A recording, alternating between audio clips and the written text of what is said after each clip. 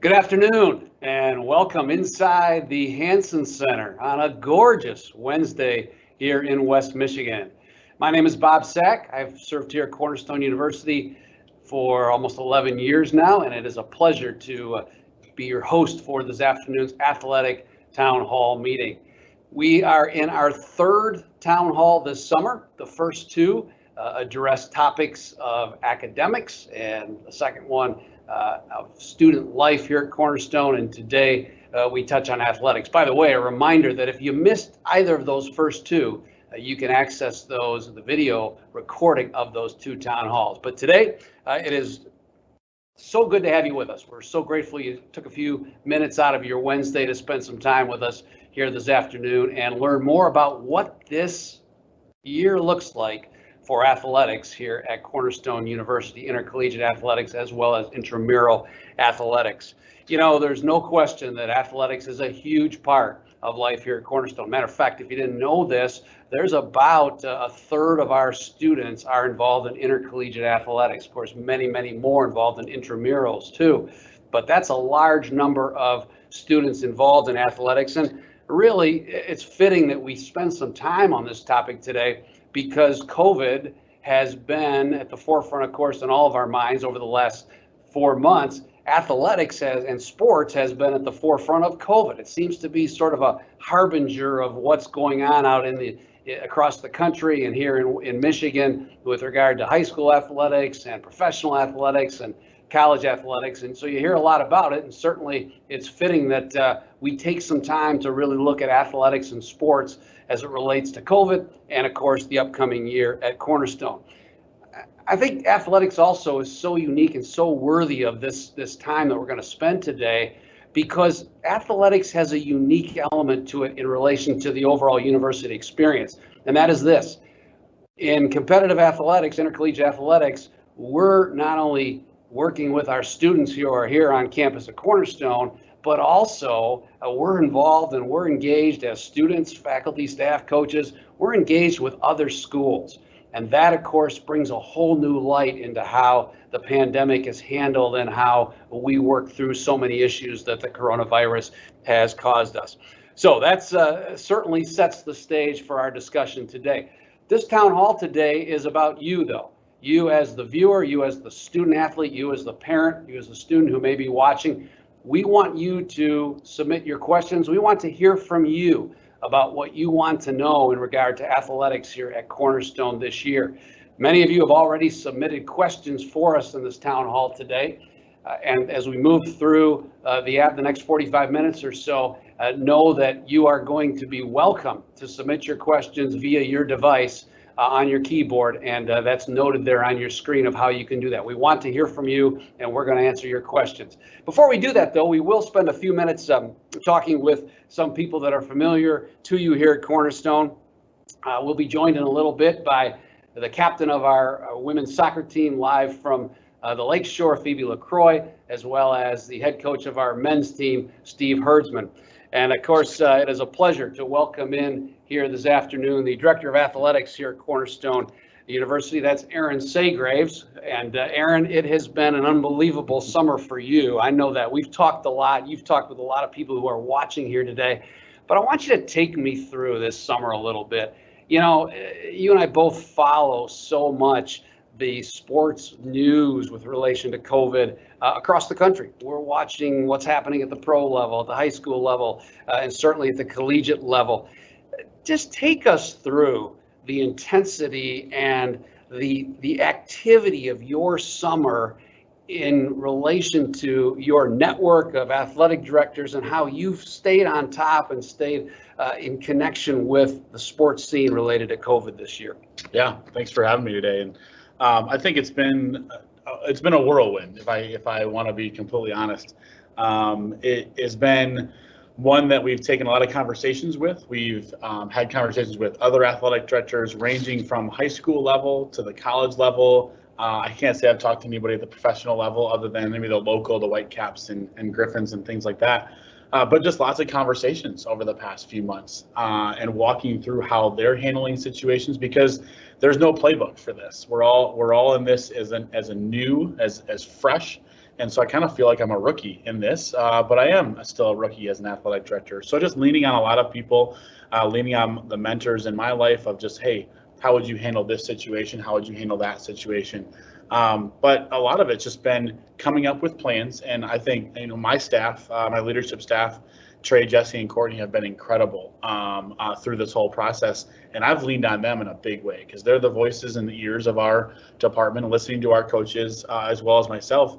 And then our university staff, our cabinet, our president has been very supportive of everything that we've tried to do with athletics and that we want to do in athletics. And so leaning on them and what they want for the student athlete experience, because it's more than just sports here. It's more than just coming here to play soccer, volleyball, tennis, golf, whatever that may be.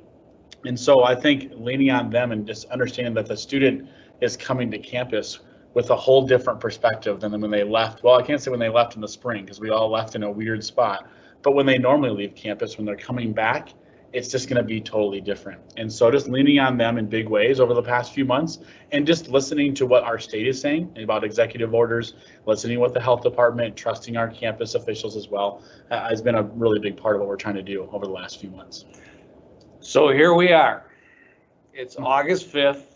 It has been, as you alluded to, a whirlwind of activity, conversation, discussions, prayer over the last few weeks and months. It's August 5th. Aaron, give us the update on the status of the NAIA, Wolverine Hoosier Athletic Conference, and Cornerstone University as it relates to intercollegiate athletics, specifically for fall 2020. Yeah, the last 2 weeks have really been everything. As much as the planning went into the months in May and June, really the last month and the last few weeks have really brought us to this point today. And we're excited about the announcement that happened last week that we're able to do some form of sport in this fall. And the NEI announced last week that they're going to move all fall championships to the spring. So cross country, soccer, and volleyball, as well as football. That was a little bit later of announcement, but I'm not going to focus too much on football because we don't have football, at least yet, right? For the person heading up admissions. We don't have football. And so what I want to make sure that we're focusing on is just those fall sports as we start. And so the NEI announced theirs, and then WAC was able to, the NEI gave the autonomy to the conferences and the individual schools to do what was best on their campuses within their region of the country. And I'm really appreciative of that from the NEI's perspective, because that's been one of the biggest things that I've really seen from them since I've been the athletic director and since I've been involved in the NEI. They really want to give the schools the autonomy to make the decisions that are best for them. And so that's what we did as WAC presidents met late last week.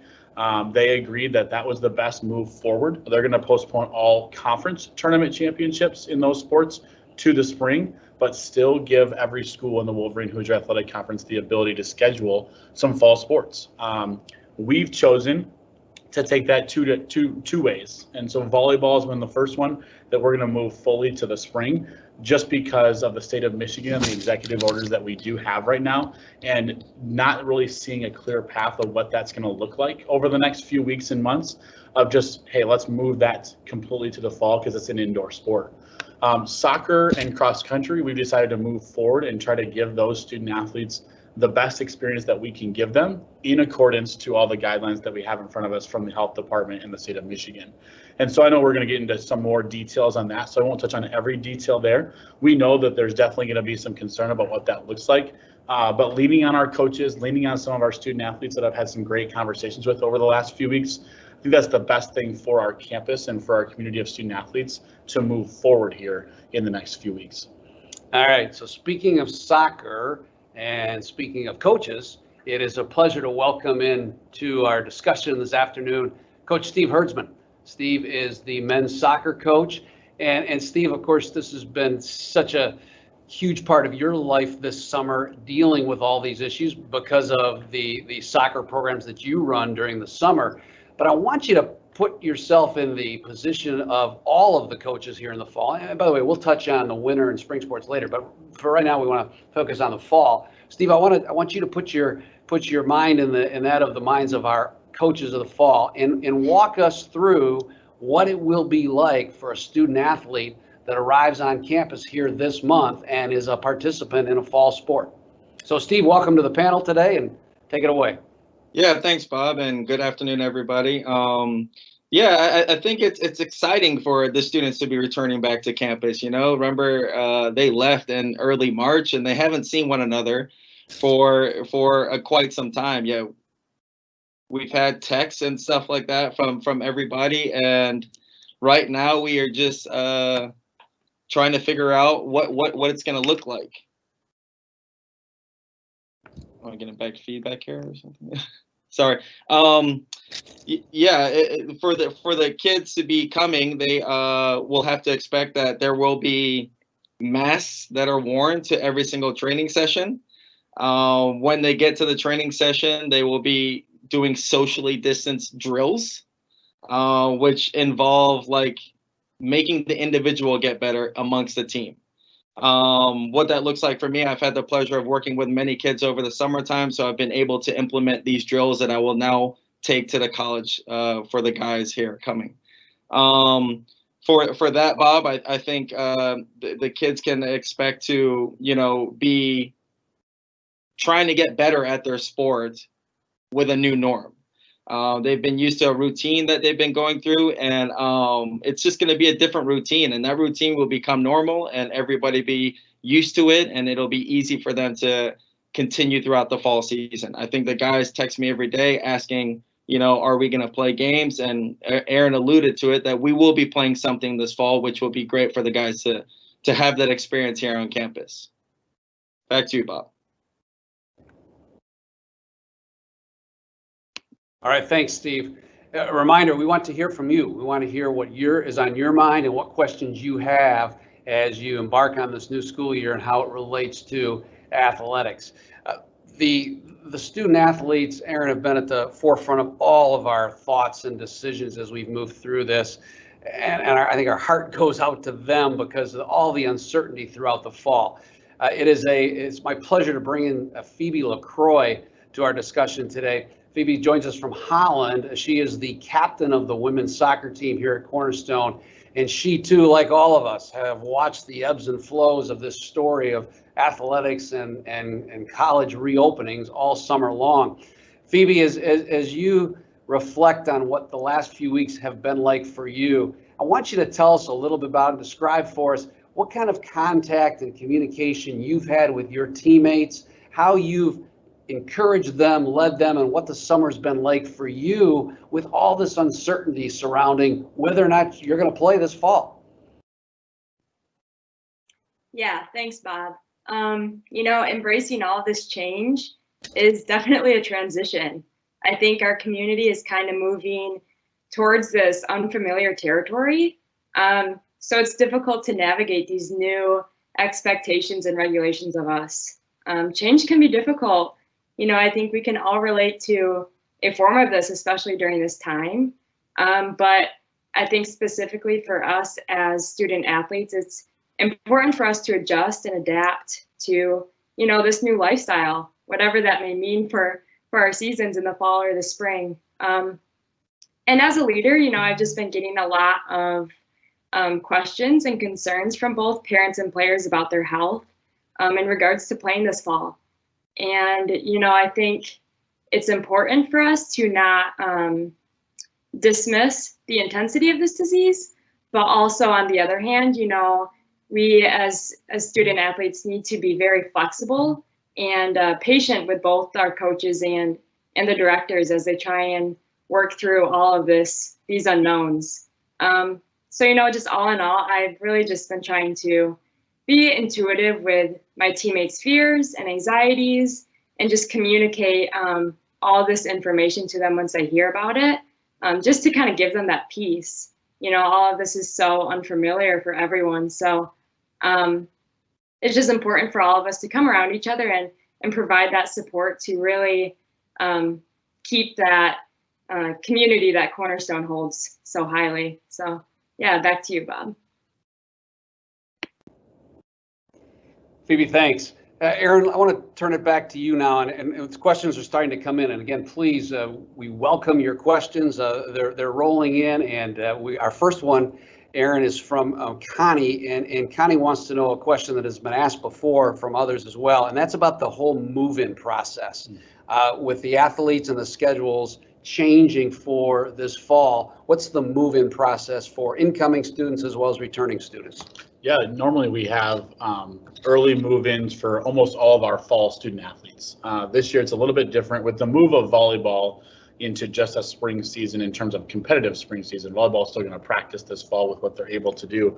We've moved them into the normal days of move-in, but at the university decided to do, with the distancing that needed to happen, decided to do 2 days in middle August, the 18th and 19th for the freshman incoming students and the new students. And the returning students are going to move in on August 22nd and 23rd, with the start of the semester on the 24th. And so soccer will still move in early, both men's and women's soccer, on next Wednesday, 7 days from today. It's crazy to think that we're already there to that point of moving in. Cross country and head coach Josh Nidek, who's in his first season of cross country coaching, they're going to move in on Friday, the 14th.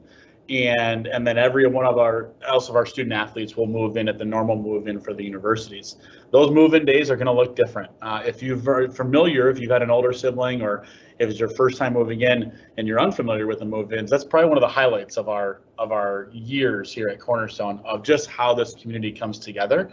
And we all pitch in. We've got hundreds of volunteers. I feel like it's probably thousands of volunteers, it seems like at times, of just helping these kids move in and their families. That's going to look a little bit different this year with just the distancing that needs to happen. But I know our admissions team and Colleen Cox and their team have really done a great job of trying to make that as exciting and memorable as they can for all the new students. But it's going to look different, but we're excited for it. We're excited for our kids to move in next week. Soccer and cross country, and then we'll welcome the rest of the student athletes and the rest of campus back the following week.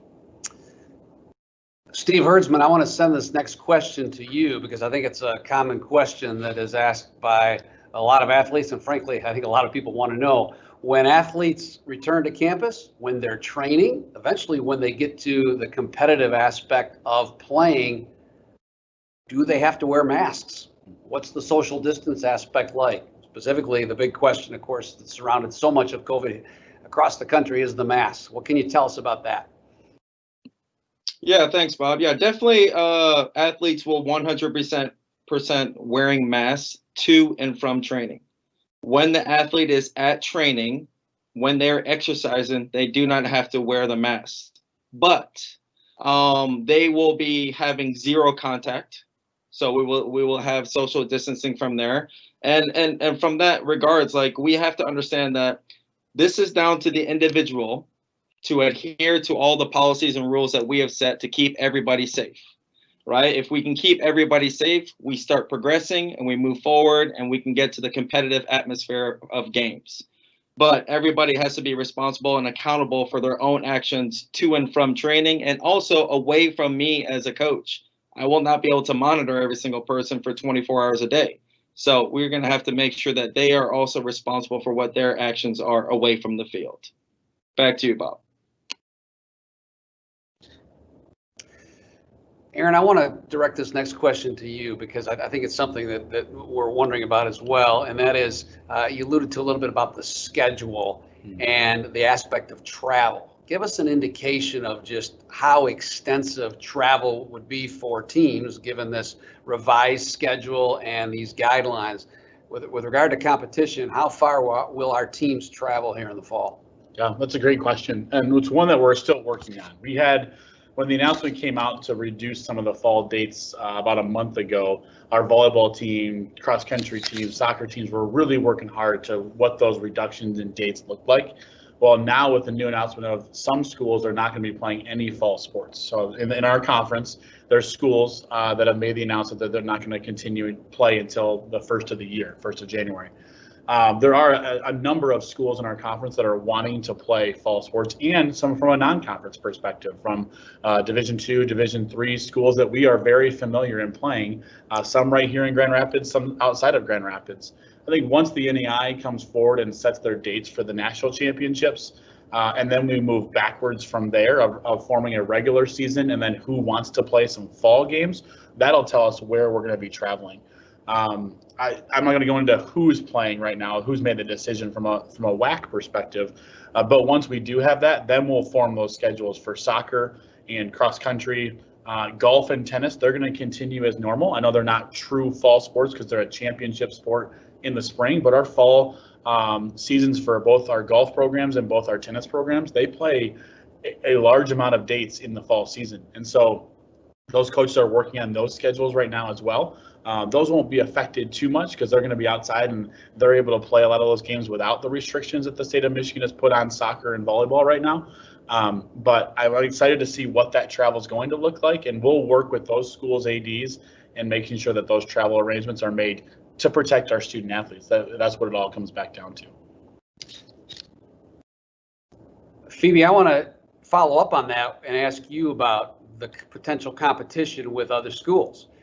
You are a highly competitive athlete. You want to make sure that as you go to compete against a school here in West Michigan or perhaps across the state, that you know you're comfortable with the measures they're taking. How are you approaching that as an athlete, your level of comfortability with regard to knowing that the teams you're going to compete against need to have similar measures that you've taken?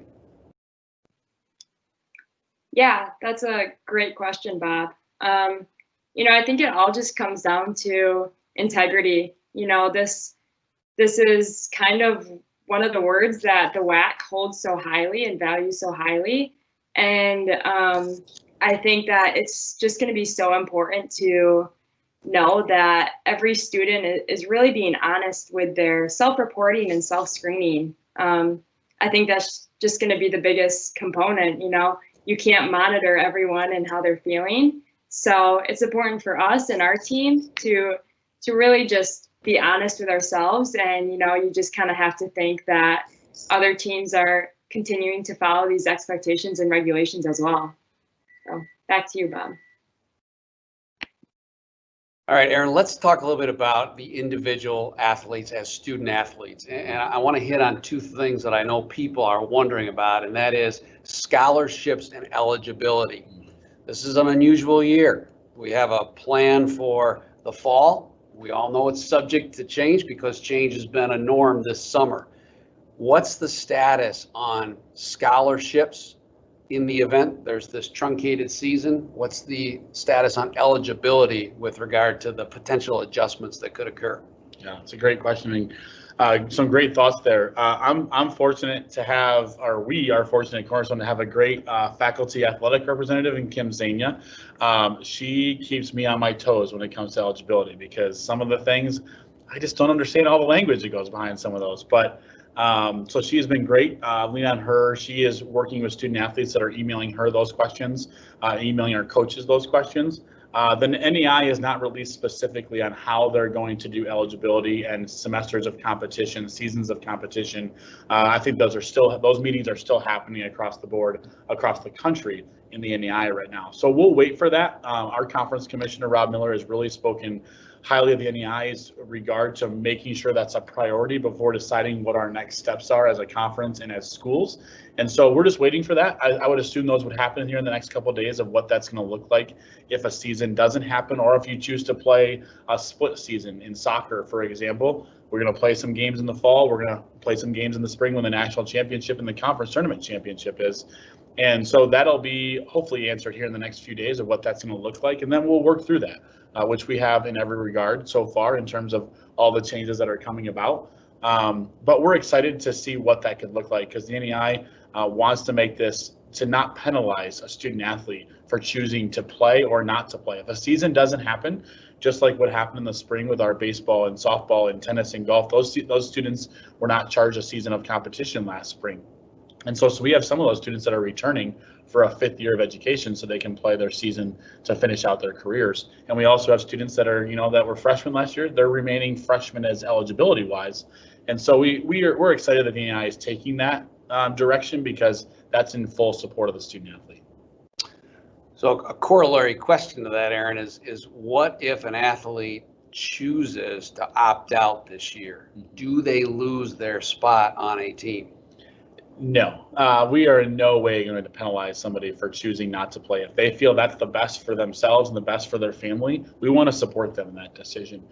We love having them here as students first and as athletes second. That's why we say student athlete.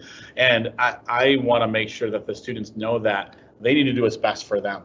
We understand there's going to be some kids that and parents and families that don't want to play. They feel, as Phoebe referred to, they're concerned about what that's going to look like in the fall. I think we're all still concerned about what that's going to look like. We're trying to make the most of it as we go forward, and as well as going into like a fall season for soccer. We have a grass soccer field, and so it looks great right now. It'll look great until we get some rain and some freeze in October and early November. As the women's team is very well aware of, they had a conference tournament game moved from their field this past November, which was disappointing. But we're trying to get some games in this fall because we understand if they're going to have a conference season in the spring, going into a national tournament in the spring and whatever that they're going to be playing in late February, March into April. And so our field, it just may not be great during that time. And so we're trying to do everything we can to get some kind of competition in this fall. But if students choose not to play, we want to support them in getting their degree here at Cornerstone because that is the #1 priority. Keep those questions coming in. They're rolling in. We appreciate that. We want to know what you're questioning, what you're inquiring about, and you can do that by submitting questions to us through your device.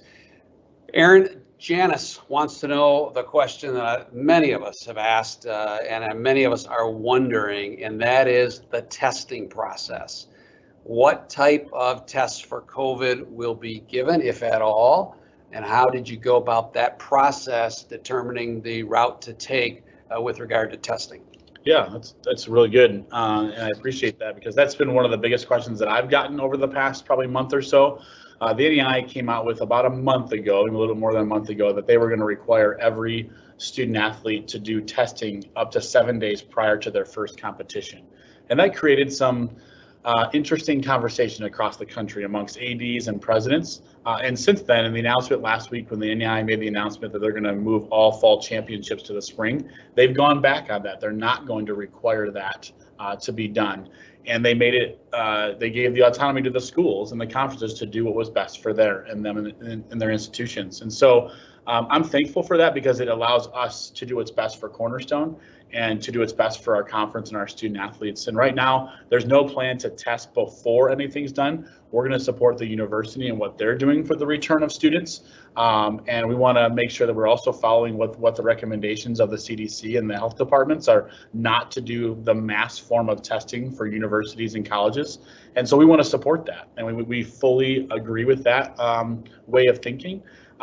That's where the screening portion comes in. Every student at Cornerstone, not just students and not just athletes, but all students have to fill out a screening form. Well, our student athletes will be asked to fill out an additional screening form, and there's a score that they're going to get on that. If they test at a certain score, then they'll be forced to sit out for 24 hours. And so Phil Keith, our athletic trainer, and then Ingrid Huber, the school nurse, will be doing monitoring that and working together. They've come up with a really great return to play and return to practice plan, as well as our leadership team here in athletics.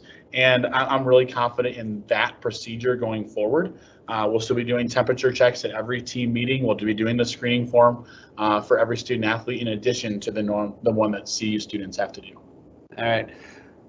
Let's move off intercollegiate varsity sports for a minute and hit on a couple of things. Luke writes in asking, will there be intramural sports this year? And this is such a good question, Luke, because so many students on Cornerstone's campus who are not necessarily intercollegiate athletes participate in that. The answer to your question is yes, there will be. CUSG is working right now on exactly what sports those will be that best fit the guidelines that the state of Michigan is offering. And I can tell you this too, that in all likelihood, those sports will be outdoor sports. Certainly, we've got several weeks and months to do that and have outdoor sports. So that will be the plan with outdoor sports. Phoebe, I'm going to send it back to you, sort of a Phoebe Lacroix commentary here, our women's soccer captain from Holland. You have a lot of friends on this campus, and I know that many of your friends participate in athletics at the intramural level. For you as an intercollegiate athlete, how enjoyable and how appreciative are you of seeing your classmates have the opportunity to compete in IM sports throughout the course of the year. What does this mean to you to know that they have that opportunity here this fall? Yeah, definitely. You know, it's just so happy to hear that intramurals are continuing. You know, it's nice to know that there's some normalcy through the midst of all of this. And, you know, I think intramurals is a way for us to form relations and friendships between the student body and the athletic community. So as a student, you know, it's so nice to hear that intramurals are going to continue, and we're able to just continue to have fun with our friends and play sports, not at a super competitive level. But yeah, just overall excited about it. Back to you, Bob. And Aaron, to follow up on that a little bit, let's talk about JV sports, because the JV programs here are important. They have a number of students participating. How will COVID and the plans and policies with regard to the coronavirus impact JV sports? Yeah, that's been one of our biggest questions from our coaches in the sports of basketball, baseball, softball, soccer, et cetera, tennis, you know, having bigger JV programs this year. We want to continue to give them every experience and every opportunity to play against other schools. Usually our fall season is one of our biggest JV because we have both soccer teams, and then we also have baseball, softball that's playing. The bulk of their JV student athletes in those two programs play their games in the fall because the weather is fantastic, at least for most of the fall. So we want to continue to give them every opportunity to play.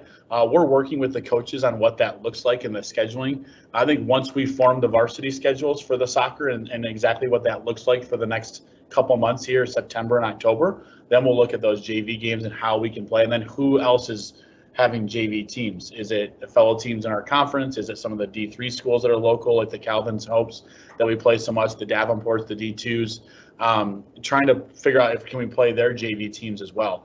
That's going to all be a work in progress as we go over these next few weeks. And then as we get into the winter season, which I know is probably going to be a question I'm guessing has been asked, we'll definitely work as we get closer to those seasons as well. Before we hit on that topic of the winter, and we will get to the winter sports in just a moment, a question comes in that I want to circle back to, and that's that aspect of scholarships. So if a student opts out, if they decide not to play, will they lose their scholarship? Is there any way a student athlete would lose their scholarship if they have already received that for intercollegiate athletics? Great follow-up, but no, there will be no penalty to them. They're going to have that scholarship. We support them in that. We've given that scholarship on a lot of their playing ability, because that's what an athletic scholarship does, but it's also to attract them to come to school at Cornerstone to get their degree and grow in their faith. And so those two things are still going to happen, even though their season may not happen, or at least not happen in the same way that they intended it to.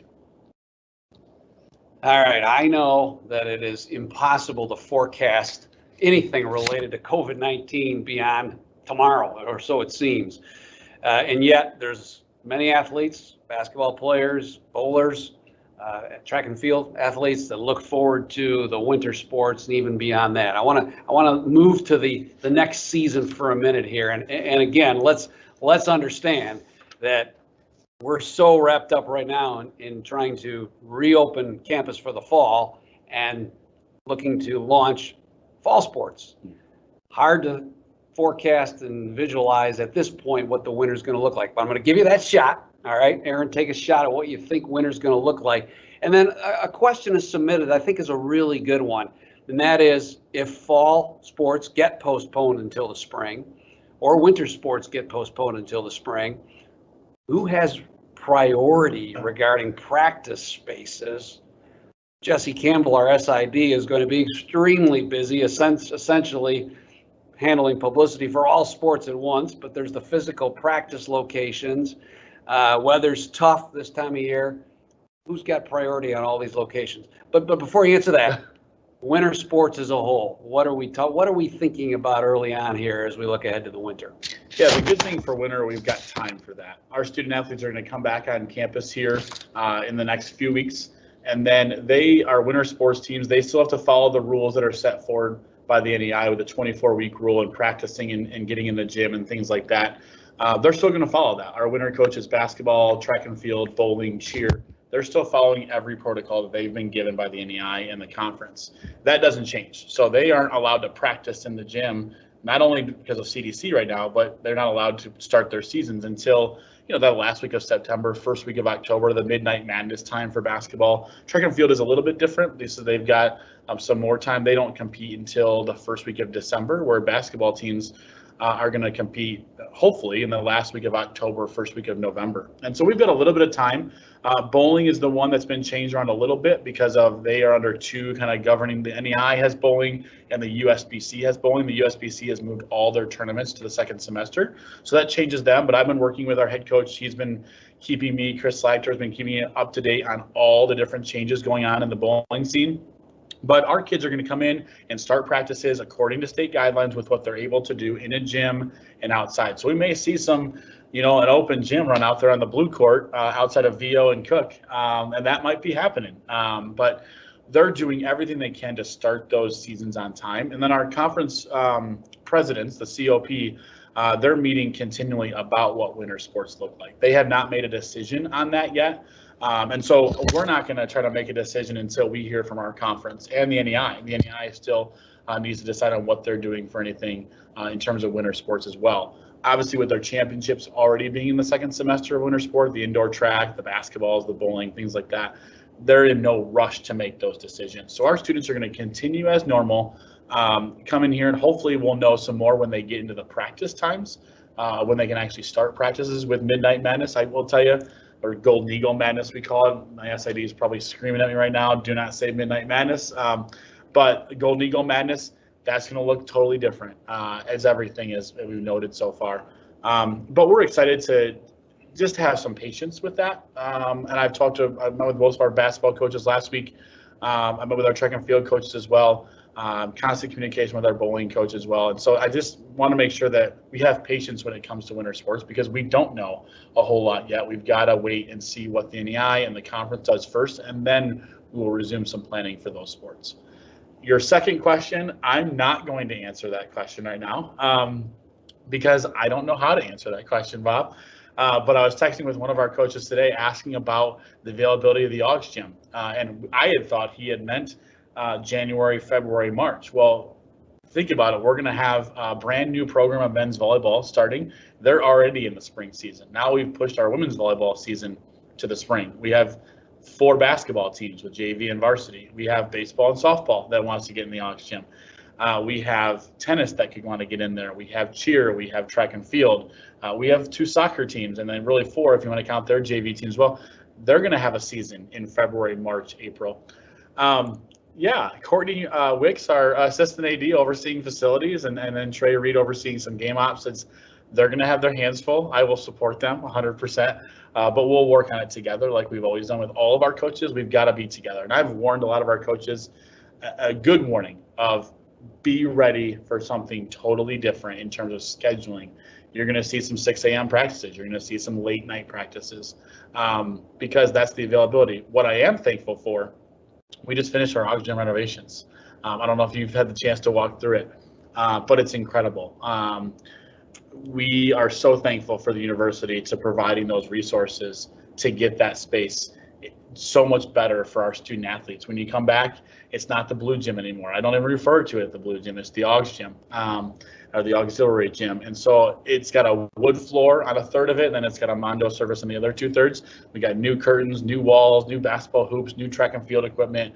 We're really excited to what that's going to be for our student athlete experience. And it's going to be used now more than it's ever been used, especially during winter months in Michigan. Yeah, I can't wait to have you back on campus to see that new facility. It is really nice over in the blue gym. Speaking of schedules, question comes in for the fall. When will we receive our new game schedules for the teams that are competing here in the autumn? Yeah, we're hoping that we get the NEI to release the national championship dates, and then we'll build that conference schedule from the spring back into the fall. So for us, we're not going to focus on volleyball because we've moved that already, so we'll just focus on soccer.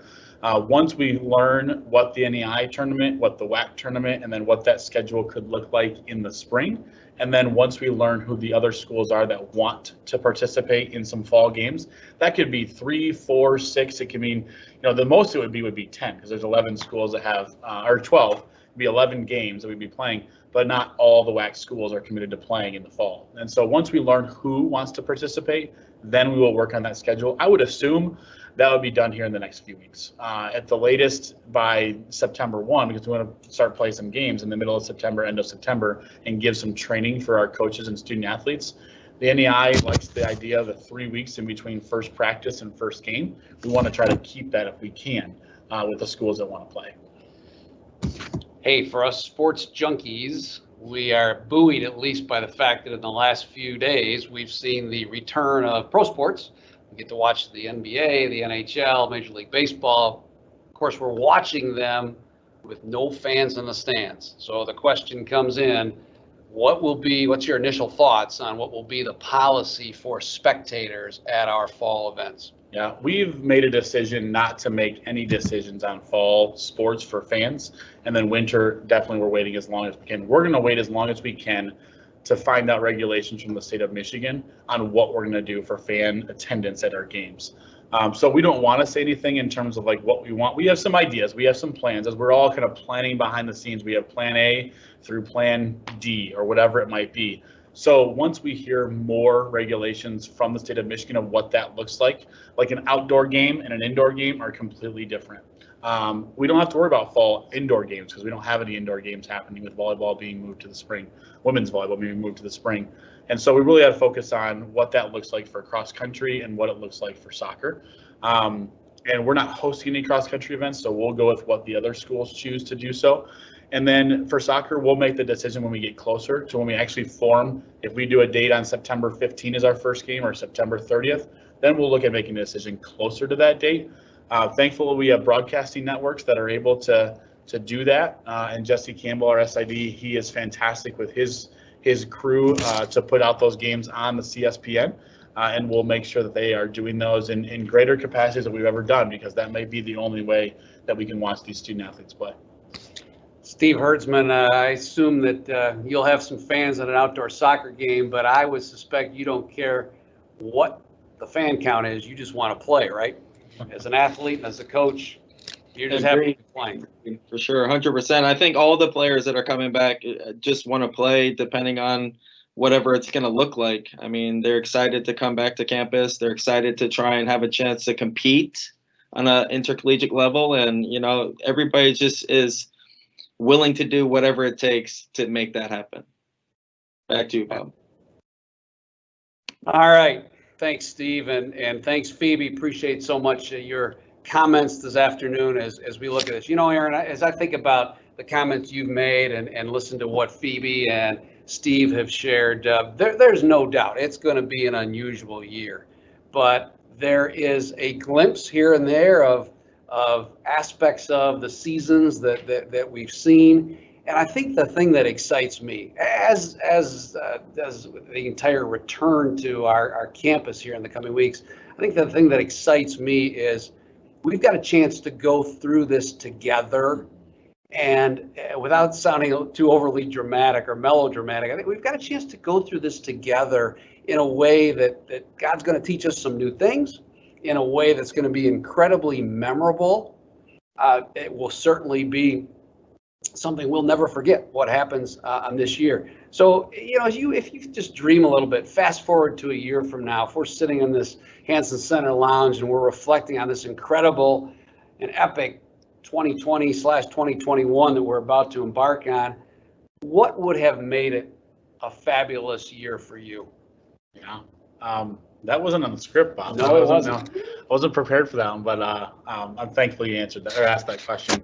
I think one of the biggest things that I've worked with our staff and our coaches, you said it, we're in this together. And I think that's a thing that a lot of people have said across the country, across the world. But what I would love to see from our coaches and our student athletes is to be as flexible as they've ever been, because it's going to be different.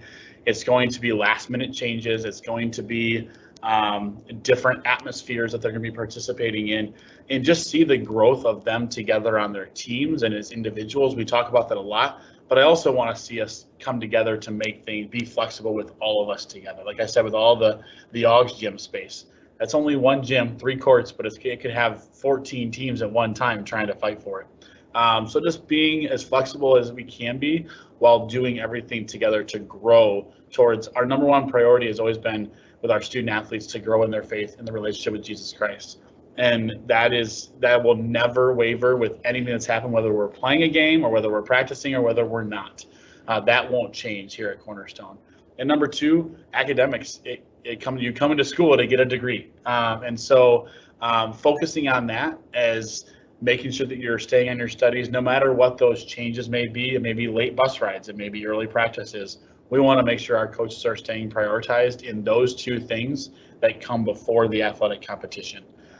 So that if we sat here in a year from now and we're talking about the same thing, I would ask the student athletes the same thing I ask them when they're graduating, like, how did we do to prepare you in those three aspects? Did you grow in your relationship with Christ? Did you get your degree that you wanted to? And what are you going to do with it? And then, hey, did we support you to have success on your playing field? And not every single athlete is going to say yes to all three, and that's okay. But I'm wondering, I always wonder how we can get better. So I have to ask those questions. How can we get better to serving you as a student athlete? All right. Well said.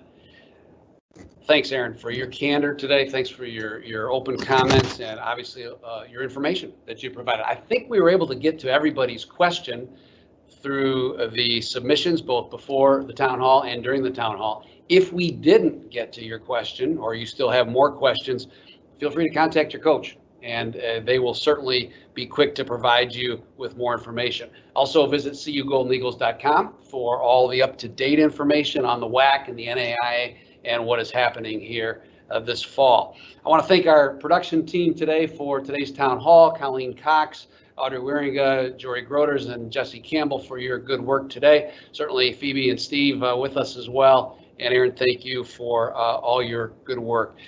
Make sure that if you didn't get a chance to catch all of today's town hall, you look and view the recorded version. We'll get that link out to you here in the next few hours, and you'll have a chance to review some of the things that Aaron may have said or Steve said or Phoebe shared over these last 45 minutes. All right, that's going to do it for this afternoon. We look forward so much to seeing you arrive back on campus in the coming days, both incoming freshmen, who, by the way, if you still have questions, don't hesitate to connect with your admissions counselor, and certainly all of the returning students and student athletes that will be arriving back on the Cornerstone campus. We can't wait to have you back. It's a quiet setting right now, gorgeous setting, I might add, but it's so much better with you on campus, and we're delighted to have you arriving here very shortly. All right, that'll do it, everybody. Thanks again for joining us on this Wednesday afternoon. Have a wonderful rest of the week, and we'll see you soon. Goodbye, everybody.